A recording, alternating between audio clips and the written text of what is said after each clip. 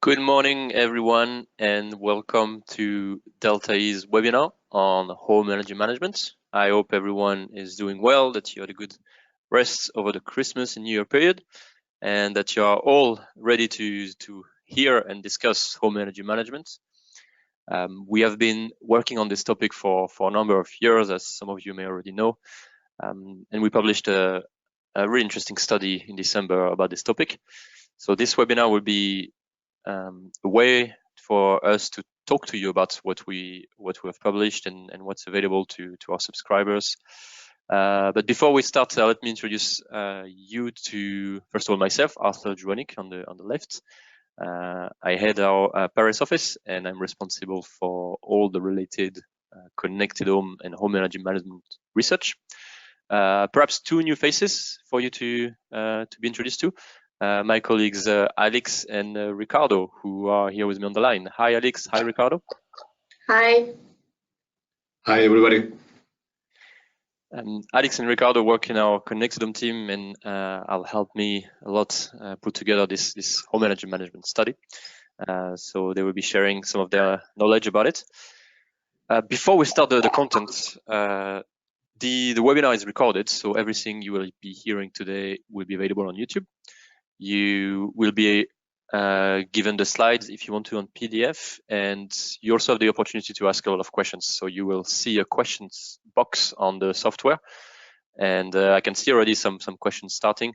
Feel free to ask us questions. We will either reply to you by writing, or even if the question is interesting and answerable during the webinar, we will talk about it. So do not hesitate to interact with us. And the final thing to say is that actually we feel this topic is such a hot topic that we have broken our record for most registration on the Delta E webinar, and we actually more than doubled. So we have around 700 people registered and listening to us today. So really excited to share the learnings and the findings of that study with you. The webinar will last around 45 minutes, as you know, more or less 5 minutes. We don't want to take too much of your time, but there's obviously a lot to say, so we will try to cover as much as we can within the time. So, home energy management, that's such a fascinating topic. We have been talking about it at Delta for more than 10 years now, and a lot of people are asking us, okay, what do you mean by home energy management? What do you even mean by energy management? And a lot of things people are talking about, self-consumption, grid services, smart appliances, flexibility, storage, energy as a service, all the buzzwords that are coming out in the market. You're probably hearing a lot about them in conferences on LinkedIn. All of this is basically energy management, and particularly home energy management. But the more we hear people talking about it, the more we see that all these topics bring actual confusion to people, because there is no clear definition of what energy management, particularly in the home, is. So what we are trying to do first in our research is to provide clarity to avoid such confusion. So the webinar itself will be divided in 5 parts. The first one, we'll spend about 10 minutes talking about what we mean by home energy management. What does that mean in the home? What use cases are available? What companies are doing, etc. So really trying to provide a framework for simplifying and giving a common understanding about home energy management. We will then spend about 10 minutes talking about something that everyone is asking us a lot is, okay, there is the home energy management aspect, but this links a lot with the electricity system, because some values can be created from the home for the electricity system. And equally, for the community, a lot of values can come from the community or be given to the community thanks to managing the energy flows in the home. So we'll talk about interactions for about 10 minutes. Then we have done a few case studies in the study itself, and we are going to show you a few of these case studies in the presentations. And finally, we'll talk a bit more about our views about the HEM markets, the future views, the comparison between countries. There is a lot more we could have talked about today, but obviously the time is limited, and we will do more in the future. And finally, we'll spend a few minutes talking about Delta EE in the context of HEM and the study itself, what's available to our clients and what's available to purchase if you wish to. So starting with the definition of home energy management. So we've done some podcasts recently and asked some companies involved in this space what the definition is, and what the reality is. We have different definitions all over the place. Our definition, the one we see the simplest, is optimizing the energy flows in the home. So really trying to help customer maximize the electricity flows in the home, either from PV generation. So you can see on this example, a simple HEM would be optimizing your PV generation and maximizing the self-consumption in either your electric hot water tank or your electric space heating. There could be the same for large appliances. For example, I know I have a free PV at 2 o'clock and I have a dishwasher to run during the day. Therefore, I will optimize the time of consumption for that free electricity. You sometimes have in some countries already electricity tariffs that are dynamic, and where you get a different electricity price at different times of the day. And a HEM can help optimize this to provide energy savings to the customer. For example, in this case, using a heat pump, in some cases using EV and EV charger, either with PV or with electricity tariffs. And finally, a common example, particularly in Germany, where you just simply add a battery to your PV system, and the battery tries to optimize or maximize self-consumption from PV. There are a lot of other use cases like this that could be talked about, but these are, let's say, the most common or the most interesting ones for now. And we'll talk a bit more about what companies are actually doing in this to customers. But the overall idea of home energy management is not only simple use cases like we just saw, but it's a more holistic view of the home of the future and how we can manage and optimize the electricity flows within the home, whether it's through heating and cooling, whether it's through connected controls, whether it's for appliances, PV, batteries, EV chargers. The HEM system will for sure in the future link to the electricity switchboard. It will link to the smart meters. It will talk outside the home with the grid, with the community, and it will of course receive data from, for example, weather forecasts or electricity tariffs, as I just say. So the whole idea of home energy management is really in this picture, but obviously we are at the start of the journey, and simpler case studies will emerge, and the complexity will increase over time. But this is what we can define as managing the energy flows in the home. And as you have seen on the diagrams, we showed this little gateway, this little box that we call a HEM.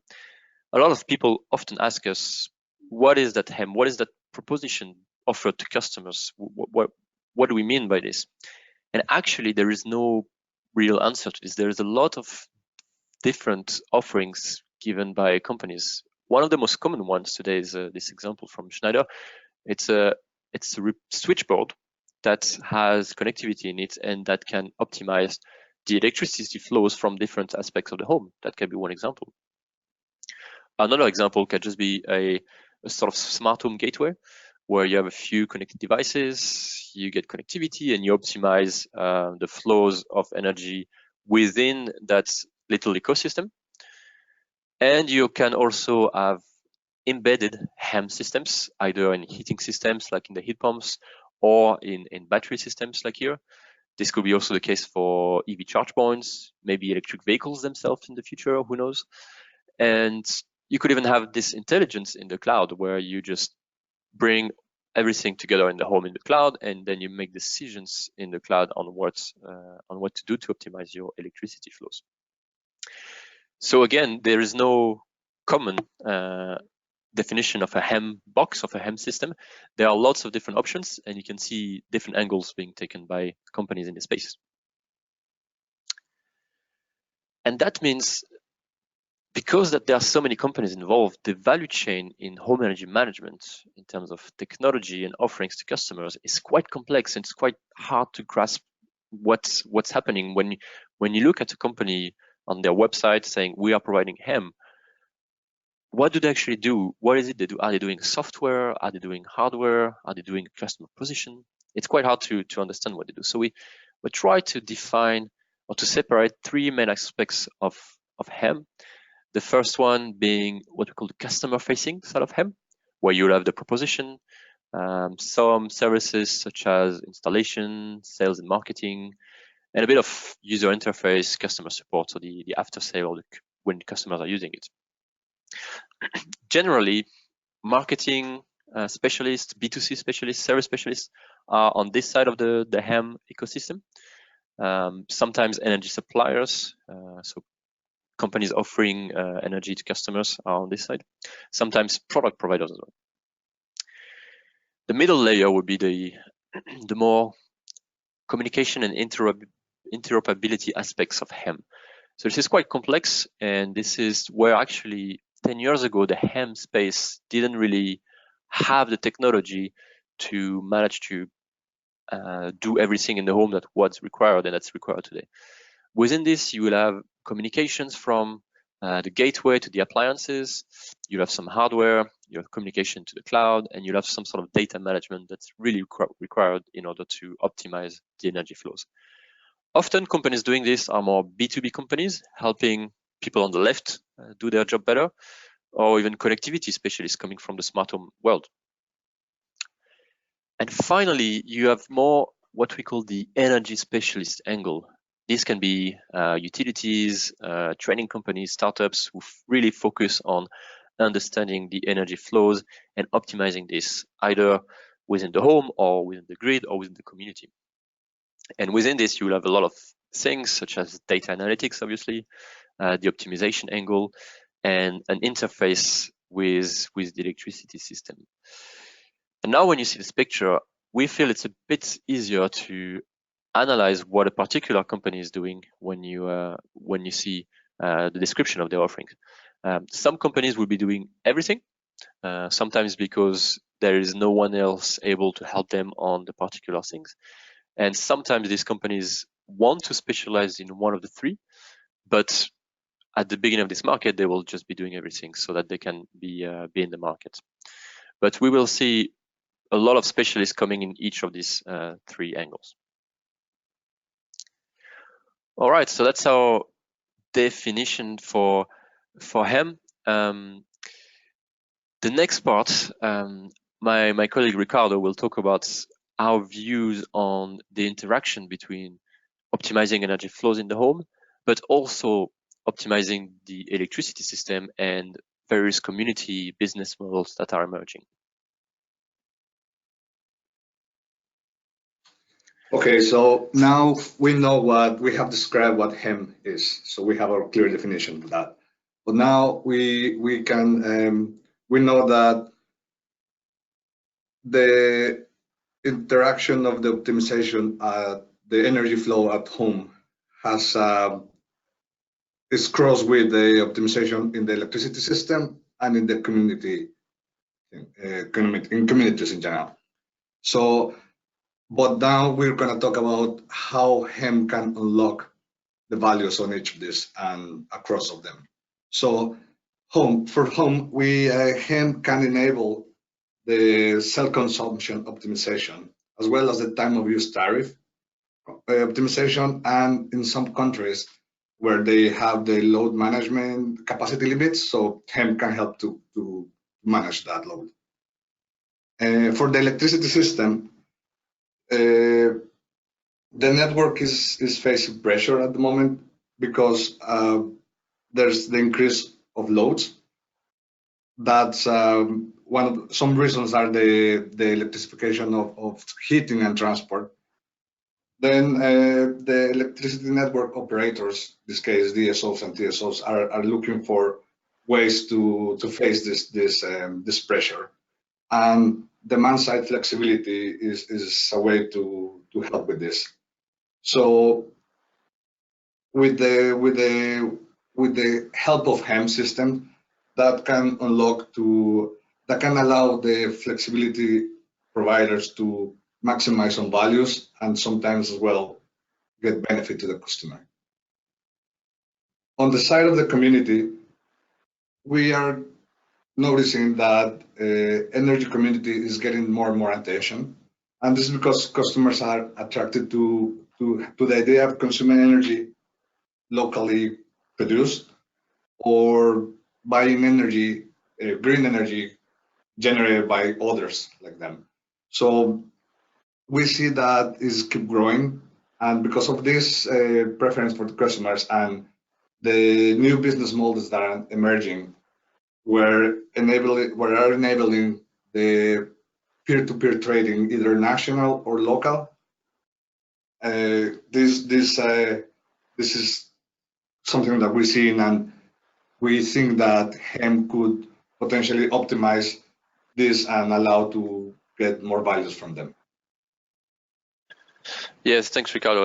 And really what's interesting is the fact to have some sensors and some optimization power within the home can actually help each of these two other aspects of the grid. And most companies who are entering this whole space are deciding to start with, for example, the home or the electricity system, and then we'll move into the other one. And in the middle of this diagram will be companies who can generate the most value from energy management as a whole. Now here we can get some specific examples for where we can get some values.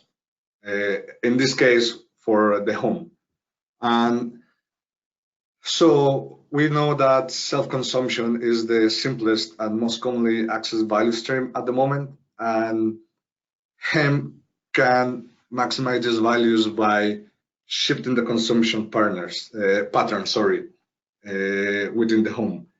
And this can be done by just a solar panel, for example, and one example is what EDP is doing. Or we can also, it can be controlling the appliances with a smart plug. And we also can be combined with a battery to even maximize more, which increase the values for the self-consumption to sometimes up to 70%. There are some more sophisticated systems that allow to adjust the consumption patterns based on the forecast, like let's say the sun forecast, like how much electricity can be produced, and with the customer consumption pattern, based on historical data. One thing, Ricardo, to really mention is that in a lot of countries, the PV market has been developed by using feed-in tariffs from governments, and in most countries today, feed-in tariffs are disappearing, which really pushes customers to maximize the use of their free electricity from PV, and that's one of the main drivers for optimizing self-consumption. The other one might be just being greener or being less reliant on the grid and the changes in electricity prices. But we see self-consumption being quite a hot topic, especially from the customer's perspective.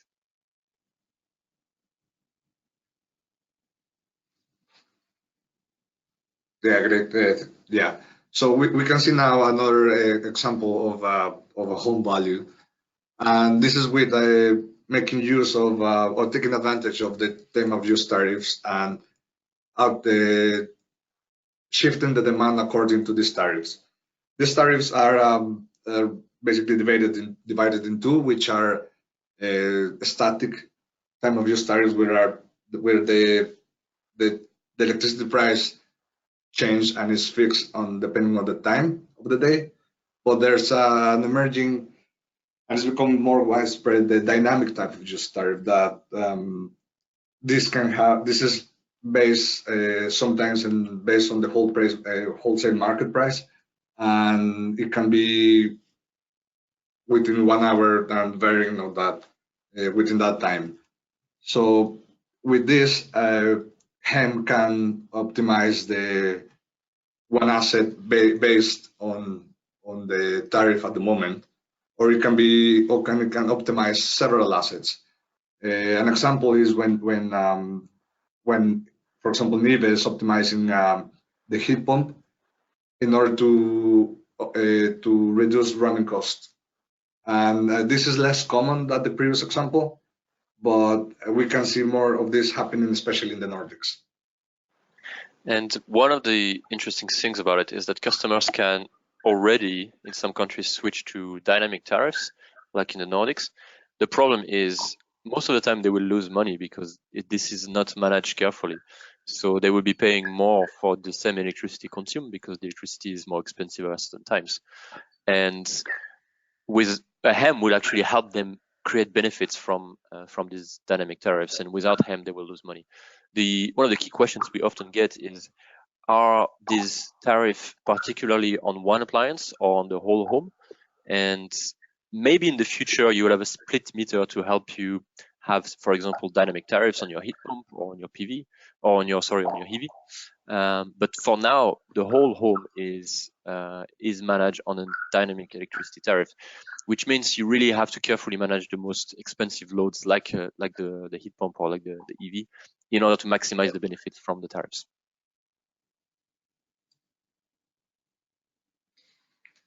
Taking HEM one step further, there is also a great potential with the electricity system market. How is that?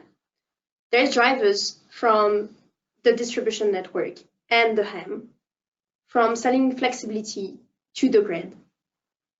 As my colleague Ricardo mentioned, the growing use of renewables creates some issue in terms of frequency on the grid and the amount of energy transmitted. HEM has the potential to store energy and sell it back on the grid in time of needs. This is a great help for TSO and DSO, which is the main drivers for them to use HEM, as it was asked in the chat. It's also a great value for people having HEM because this value can be sold at a fixed price to have some energy made available at any time. This is still an emerging market activity, and not a lot of players are doing it because there are still some regulatory constraints in most of the market. Most of the companies doing that are located in the UK when it comes to DSO services, and TSO services are offered in many European markets now. And what's here to note, you can see on the diagram on the left, we put a cross and an arrow going up. Most of these values can be actually generated from non-residential buildings, and more values are being opened in residential, which means some companies will initially just focus on generated flexibility values for residential, but then we'll start looking at more values such as self-consumption and management of tariffs. But we don't see a lot of this happening today, but we expect a lot of this to happen in the next few years. And another example of selling flexibility to the grid is by aggregating the energy generated by prosumers or stored in the batteries in households or, yes, bigger buildings, and then sell it back on the wholesale market or to players active in the wholesale market to optimize their position on the market. This is also very interesting offers for suppliers and balancing parties on the market. It's also interesting for all the HEM players from households to companies. But as the first example of flexibility values, there are lots of constraints in terms of amount of energy bids, frequency of the energy bid, etc. So this is why this market is also very niche. Some companies are trying to define themselves BPP and gather as much as loads as possible to be active on this market. And this is the case, for example, of solar energy in the UK, offshore energy. OVO is doing that as well, which is a key benefit as it is an energy supplier. We have a small question, Alex, on what DSO and TSO stand for. We often forget that not everyone listening to us is an electricity specialist.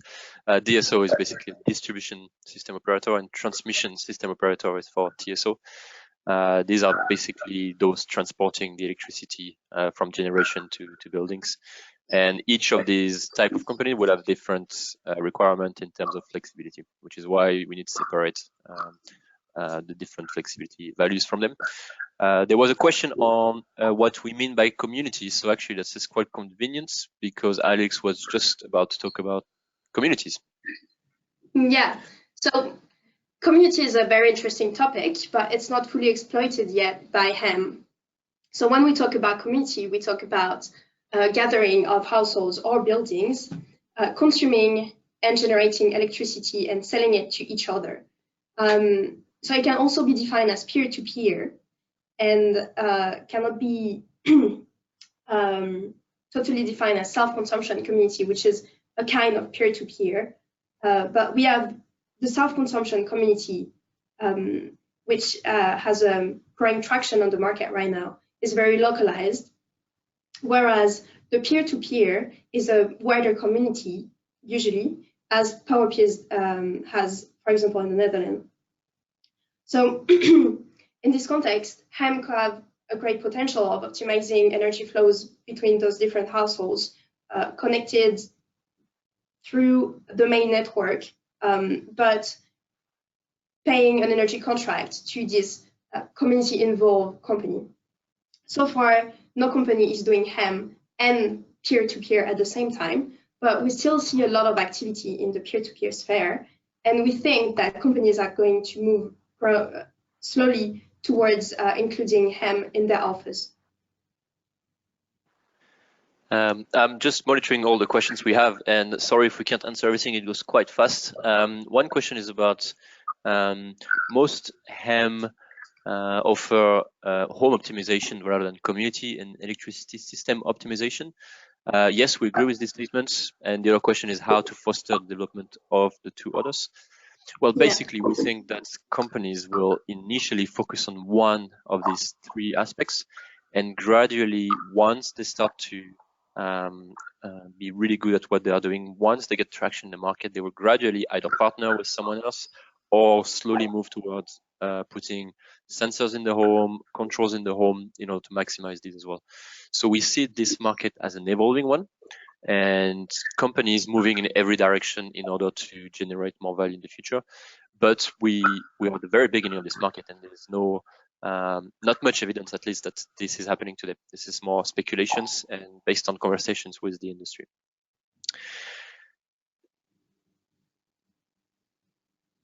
So when we define communities, we have to check two different aspects. First is the community scale, and this is where the difficulty to define community is, because we have local communities and we have national communities. And secondly, what is the customer benefits promoted by the company? Cost is one of the drivers, but emotional benefits is another one. I think a very famous player that we have in this ecosystem is Sonnen, a German company, which is offering peer-to-peer through its Sonnen community. So it's a national community. People are spread on the country, and what it promotes first is the cost, the financial benefits carried by the possibility to trade energy within this community. But then we have other companies, such as Van der Braun, or just software companies, trying to develop offers which carries emotional and cost benefits, because we see these emotional values being more and more important for the consumers. Then, at the right end of this graphic, we have companies just promoting the emotional benefit carried by the community. This is the case of PowerPeers, one of the biggest peer-to-peer company. What they promote is really the emotional values of consuming clean energy produced by small generators. And on the lower part of this graphic, we also have other software companies, such as Luminesa, All3 Energy, Power Ledger, which are trying to promote the local produced energy, so consuming and exchanging energy in a very close area with your neighbors or with small factories. And some companies are even trying to develop what we call the community self-consumption. So it's consuming and generated in a defined area. When we had the question about how to define community, there is actually the energy community definition provided by the European Union, which define a community as defined in an area and with prosumers exchanging energy. So we have a lot of players on this ecosystem, but none of them so far are actually doing HEM management. Actually, there is one, it's Sonnen, but Sonnen offer on HEM is completely separated from the community. But we do see companies trying in the future to merge these offers to offer HEM and community in one single package. Alex, we have a question on what we mean actually by emotional customer benefits. Actually, a lot of the community business models are relying on people who want to be greener and want to consume locally, even if it doesn't make sense financially for them. So this is what we mean by emotional customer benefits, so that to feel better. In some countries, you have cooperatives or local energy suppliers who are much more expensive, but who promote the local energy generation and usage, and people are willing to pay for that. So there is an emotional benefits linked to that. Another question is about how are these emotional values measured? It's a good question. It's not really measured today, but the point is that a lot of customers are actually choosing to go for the more expensive options.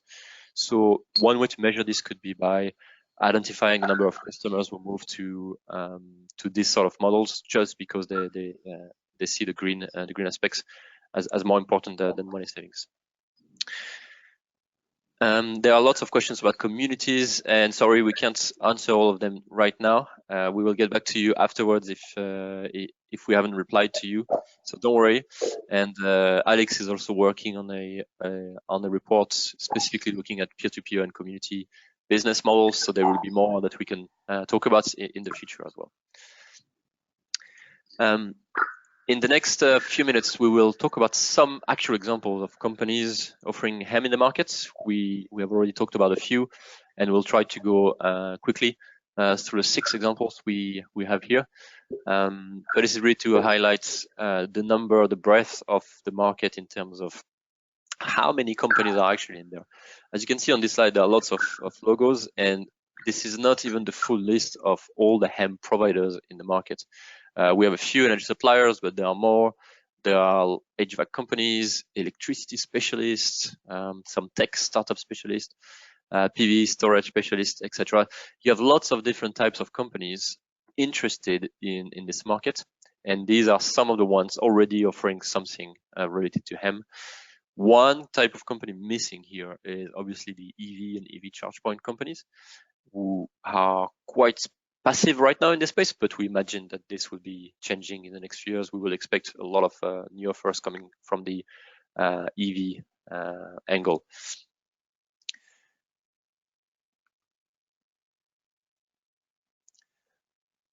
Okay, so Schneider Electric has developed a HEM offer, which is called Wiser. Basically, they developed a hardware which can be connected to the switchboard of your home, and which has the possibility to control charges remotely and monitor energy flows. So Schneider offer so far is very basic in the sense that it doesn't optimize all your loads of your house, but lets you monitor and decide which one you want to cut or start. But it has a very strong brand reputation and a very large installer base. So we think that it has a growing potential for the future. And actually, Schneider aims at having 1 million clients by the end of 2020 for their Wiser offer in Europe.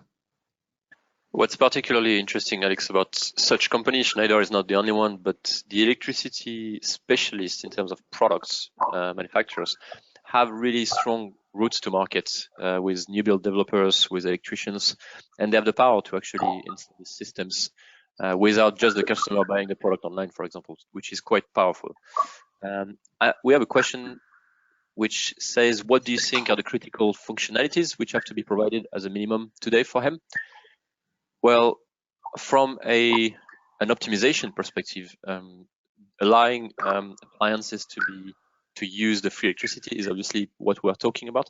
But from the customer's perspective, the minimum functionality to me is to not have any impact on my comfort. And what I mean by this is, if tomorrow I have a PV which is optimized for, let's say, my dishwasher, or my heating, and I want to actually today work from home. I want to have 22 degrees in my home. I don't want my electricity system to be optimized today, and therefore I will cut the optimization. So giving the customer the control of this will be actually one of the main functionalities that you will need to give to your customers. Okay, now we can talk about the example of EDP. They're focusing on the home value, and they've been offering a HEM proposition called Ready since around 2013. It started with a special focus on PV, but now it's also focusing as well with EV charging. The Ready proposition is basically a mix of energy monitoring and including also remote control of appliances using the smart plug, so they can turn on and off the appliances based on the schedule or using these smart plugs. It can control as well large electrical loads such as an AC with special plug as well.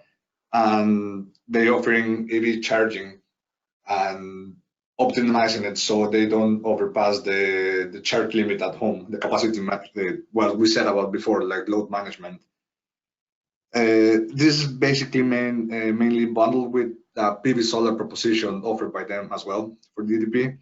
And it generates information about energy that is generated and exported to the grid.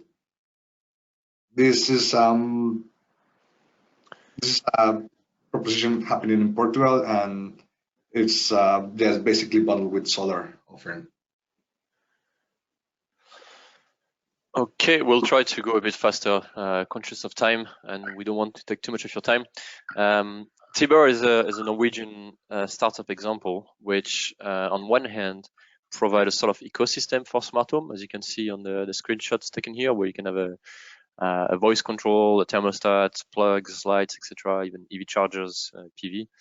But on the other hand, they provide electricity and offer automatically dynamic electricity tariff to their customers. And the goal is actually to use the smart home and all the devices here to optimize the use of these electricity tariffs, as we described before, in order to help customers save money on their bills. So that's quite an interesting one, which links quite nicely the connected home angle and the HEM angle. So I encourage you to have a look at them. Kaluza is a very interesting company when looking into HEM. It's a subsidiary of the UK OVO, which is an energy supplier with more than 4 million customers now that they have about SSE. Kaluza is a platform which can optimizes home consumption, but in the background, so without having the end user interacting with it. It's very interesting because it's targeted to suppliers and HEM companies, so businesses, and it's sold as a white label software. So it can be designed to fulfill the needs of the business. What they can do, for example, is generate values on the wholesale market by aggregating loads of different households. It can balance its portfolio, which can be very useful for energy suppliers. It also can avoid congestion on the network. It can manage the charge of the EV, for example. So it has a lot of functionalities, and hence can be very useful for different type of players. And Sonnen, my colleague Alex already mentioned a little bit of Sonnen, but basically, yeah, Sonnen started as a home energy storage company in 2010, then has been evolved. Recently, last year, been acquired by Shell, and it is mainly active in Germany, but is active in other companies, other countries. This company is offering started as energy with the Sonnen battery, which was storage for the home, but now it's also offering what is called the Sonnen community, which allows Sonnen batteries owners to pay a fee, and they can, let's say, share somehow the electricity within a community. Also is making use of of this community to aggregate the batteries and create a virtual power plant. So it's offering also electricity system services. Yeah, and Ricardo, what's key to mention here is that although you can see on the offer from Sonnen there is a community angle and a ham and flex angle, the link between community and the rest isn't clear yet, and therefore it's not within one proposition. This is why it's important to really use that framework when you look at ham companies to understand properly how they offer things to customers and if they link all these different value streams with each other, which from what we can see today is not the case with Sonnen. And a quick example of this is Greencom. That is, it is basically a software as a service provider and provides this service to utilities and energy service companies. They basically offer somehow that 5 different offerings to its partners, but all of them are related to energy management, with their, either within the home or the electricity system, or even as in the community. What they do is Greencom connects and monitor and control the loads, or several loads we can see in the presentation that has compatibility with all these electric loads. So it basically controls and monitor all these types of loads at home. And then the partner, in this case the utility or the service provider, the energy service company, decides what type of offer can that be offered to the consumer. And then Greencom charge the company, the partner, for the software itself.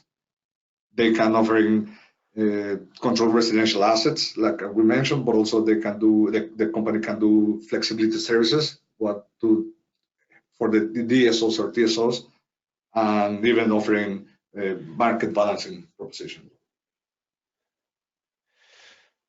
Thanks, Ricardo. Thanks, Alex. As you can see, we could talk for hours about what companies are doing in this space. We have a lot more case studies either in the report or in our head. So if you have questions, please don't hesitate to reach out after the webinar if you want to discuss particular case studies. And yeah, the final content part of the webinar, we'll talk about briefly where we see the market today of HEM, country by country, or at least as a European overview, and where we see this headed. To build this analysis, we analyzed the install base and annual sales of different HEM technologies. Some of the key use cases appear on this slide. And we also consider different factors, such as the electricity price, the availability of feed-in tariff, the charges of the network, etc. So what appears very clearly is the fact that Nordics are the most dynamic market for HEM. And this is mainly due to the fact that there is a very high penetration of heating technology and also a very large EV base, especially in Norway. So this is why we have the most units accessible for HEM, and therefore a good potential. Germany is also very well advanced, and this is due to the fact that there is a lot of solar PV and battery already available there. And due to the absence of net metering, there is a very high value for self-consumption and therefore for HEM. Other countries such as France, the UK, and a little bit behind Italy and Spain also have interesting values in terms of specific loads, but the overall potential for HEM is a little bit lower right now.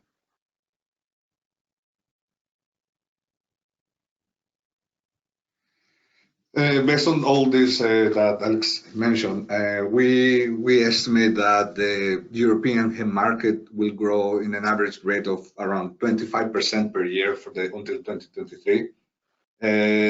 That's because we see there's a few reasons, as we see in the slide, that's key drivers and some batteries.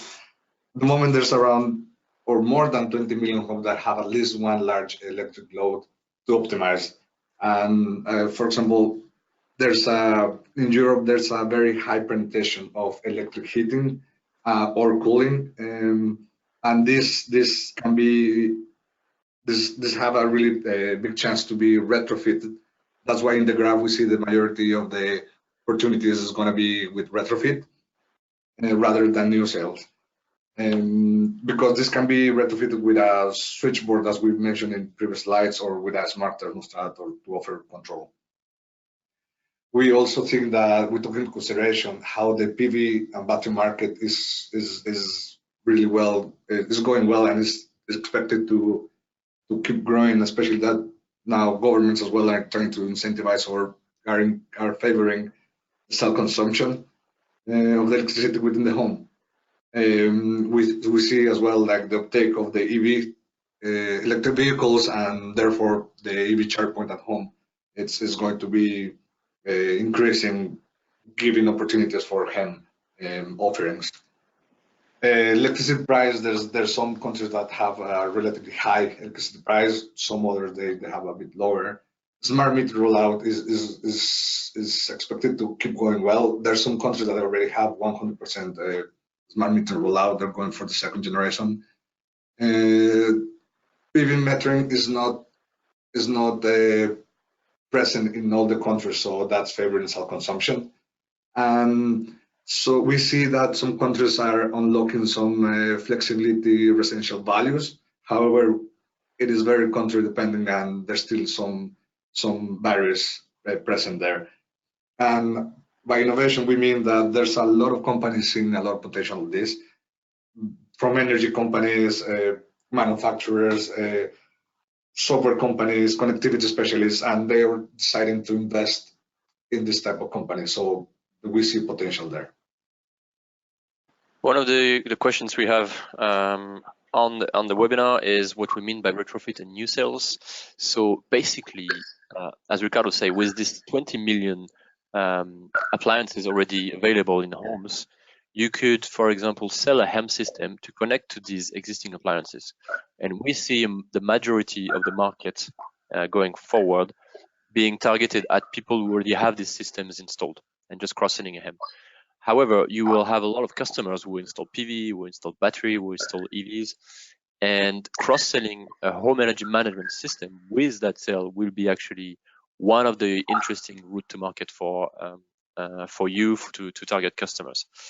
However, the wide range of homes with existing large electric appliances means that we see a majority of the market coming from existing appliances in the home. Obviously, a lot more details are available in the study if you want to hear more about it. And also, so yep. Sorry, Arthur, I just want to interrupt because we have a lot of questions on specific countries. We did analysis on country by country, which is very different from the overall aspect that we just described, and this is available in the study as well.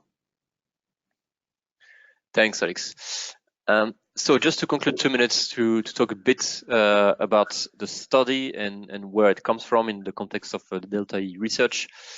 For those who don't know us, these are the areas we cover. You can see all the technologies we talked about, like EVs, like flexibility storage, like heat, like digital energy. We provide a lot of research into these markets, either via subscription services, where we have a team of analysts looking at these topics ongoingly. We provide studies and data on each area, and we provide consulting services for companies who have specific questions. Delta as geographical representation is the dark orange countries are the markets we have most of our clients in, and we do most of our research in. And then you can see a representation of where we do research and where we help companies. We've launched last year a podcast called Talking New Energy, and we have done a lot of episodes actually talking about HEM. So I encourage you to have a look on Spotify, iTunes, and other channels to see to hear what our guests have been saying about this topic. This is quite an interesting way to get up to speed with the topic. In terms of the Connected Home service and where this study comes from, we are doing a lot of studies on the Connected Home market. Particularly recently, we've done studies on remote diagnostics and on the state of the Connected Home market. We are doing product market status on different products you can see there. So electric heating, radiator valves, air conditioning, smart thermostats, underfloor heating. Some of them are done, some of them are ongoing. And we have analysis of the major European markets for the connected market, trying to understand who are the key companies, what are the drivers, what are the trends in the markets, and helping you understand the opportunities in each of these markets. All of this is backed up by a lot of data that we have for a few years now, where we cover what's happening in each of the countries, product by product, route to market by route to market, company by company, and year by year. So for subscribers who have access to this, you have a lot of data and a lot of ways to analyze the data. But particularly for the HEM, what we did is build a new energy database, which is available with the report, which basically does two things. One is summarizes the market for new energy or electrical appliances in the home, particularly for PV, for battery, for EV charge points, and for electric heating. And that gives you data on the market today, the replacement markets, and how we see this moving forward. And we use that data to basically forecast the potential uptake of home energy management in the future, country by country, and specifically targeting each of the electrical appliances that I've just talked about. So this database is available with the study for our subscribers. And the study itself is available to our subscribers, also available to purchase if you want to. What we have done is, on the left-hand side, we have analyzed, as Alex said, each of the key European markets in details, trying to understand the penetration of large electric loads, looking at all the drivers and barriers for this market. So, for example, does it have smart meters? Are there innovative companies? Are there a lot of EVs driving the market, etc.? Trying to understand where we are today and how this is going to change in the future. In the middle, you will see some example of case studies we have done and the competitive landscape we've provided. And we have also provided on the right a lot of understanding of a detailed understanding of each of the use cases in the HEM space, from the home management, from the electricity system, and from the community angle, with a lot more behind this. There will be a second version of the study coming in the next few months, which will look specifically at interoperability and the connection between appliances. So we have had a lot of questions today about standards, protocols, interoperability, etc. One of the key questions we often get from people is, how can we make appliances work with each other? In each country, you will have PV companies, EV companies, and each of them will want to have a closed ecosystem to protect their data. But how can you actually make these appliances interoperable with each other in order to maximize the optimization of the energy flows in the home? This is something we are going to look at in the next few months, and that will be available to our subscribers. We are running out of time, so there are lots of questions we haven't had time to answer, and I apologize for that. We will get back to you after this webinar to answer the questions, either by talking to you on the phone or replying by email. As I said before, the slides will be made available to you after the webinar. There is also a recording on YouTube, so feel free to go there, watch it again, share it with colleagues. If you want to inquire about buying the reports or subscribing to the service, please feel free to give me a call, send me an email. We'll be delighted to talk to you about this. If you want to just chat about the market, exchange views, same, we're always happy to have a chat about what you think and exchange views about this. And yeah, finally, let me thank you all for attending this record number of attendees for a webinar. And thank you to my colleagues, Alex and Ricardo, for helping me today. And thank you very much, everyone, and have a good rest of the day. Thank you, everybody. Thank you.